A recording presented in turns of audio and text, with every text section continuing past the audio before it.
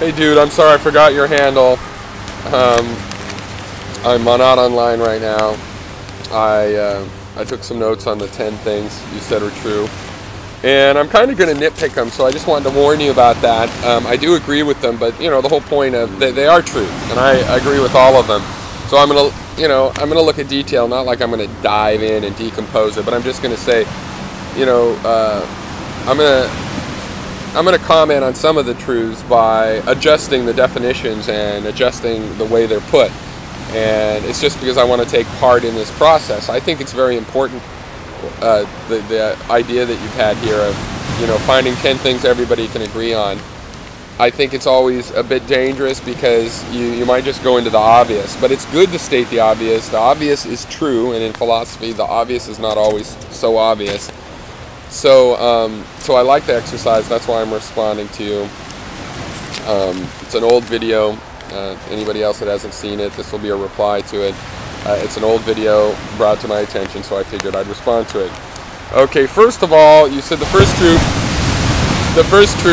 is that we are all conceived without any of our own input, and that I basically agree with. If I was really nitpicking, I guess I could go into what that really means, our input, because to a certain degree, I mean, we are the continuation of our ancestors. We are continuing life forms, so, you know, we and our ancestors share one frame of reference, an identity frame of reference. But anyway, I agree. We are conceived and we don't have a part in it. Fact 2 was that our senses develop, and I noticed that I'm among humans. I like very much that you put that before number 3, where I declare myself a human being. Because I think that's very interesting. It's not that I discover that I'm a human being. What happens is that I have a bunch of perceptions. I notice these entities called human beings, and then I notice that I seem to be one, and it is declarative. I declare that. Now, you might have just chosen that word, not super carefully, but if you had chosen it carefully, that's the word you should arrive at, because it is a declarative thing. We're calling this phenomena humanness, and we're noticing that it applies to others and seems to apply to ourselves as well. Even though my knowledge of other entities is very different from my own entity, we can still see the similarity. We can do the mental calculations and declare ourselves human.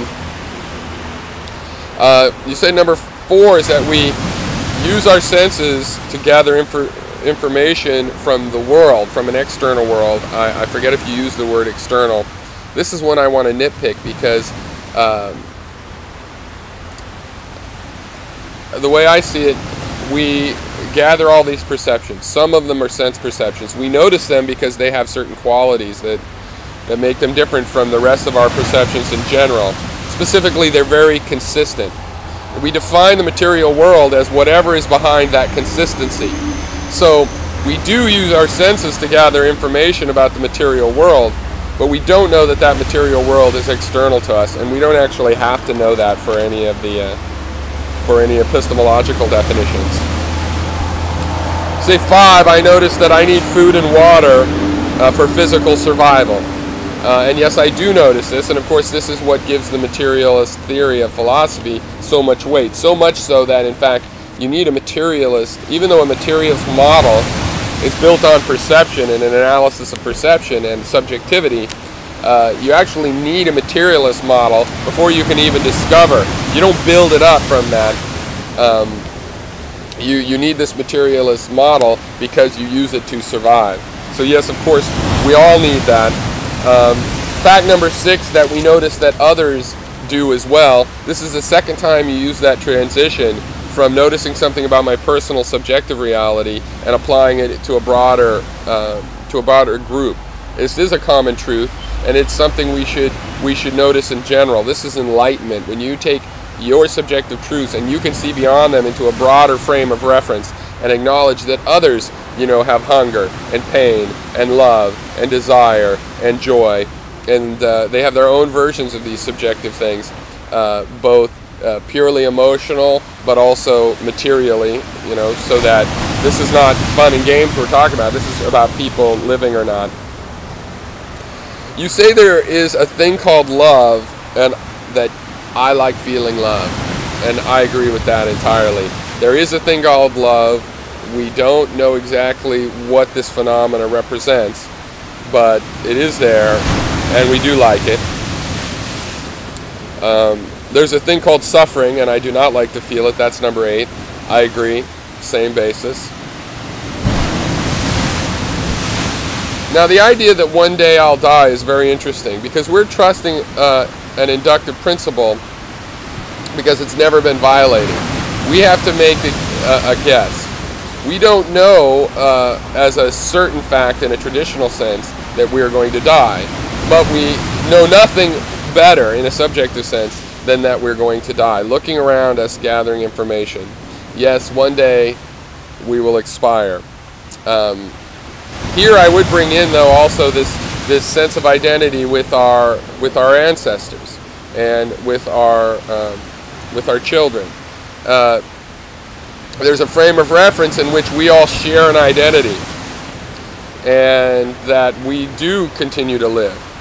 Our life goes on in these other bodies. They don't share a cognitive space with us. We have our own individual cognitive frames, so we feel separate, and that individual cognitive frame does appear that it will expire.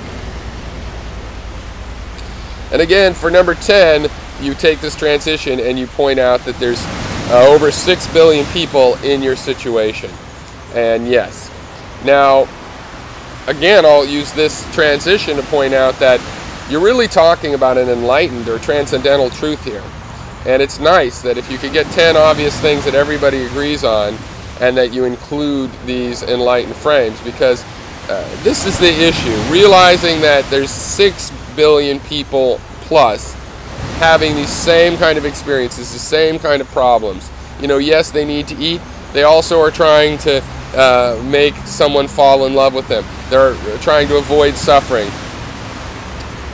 That is the rational underpinnings of an empathy and a shared frame of reference that ideally, if we contemplate enough, should lead to a sustainable future. Because that's what sustainability is about. It's realizing that all of us are having these situations.